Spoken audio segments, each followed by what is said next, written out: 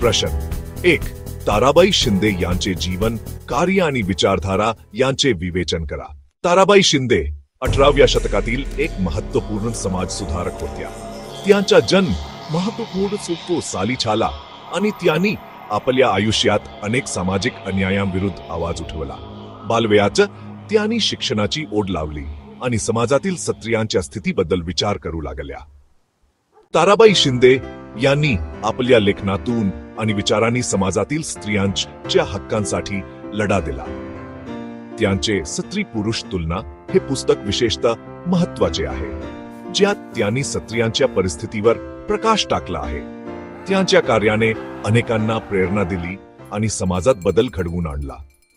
ताराबाई शिंदे यांच्या विचारधारेबद्दल बोलताना आपल्याला त्यांच्या लेखनाची तीक्ष्णता आणि प्रगल्भता लक्षात येते. त्यांनी आपल्या लेखनातून समाजातील स्त्रियांच्या स्थितीवर प्रकाश टाकला आणि त्यांच्या अधिकारांसाठी आवाज उठवला.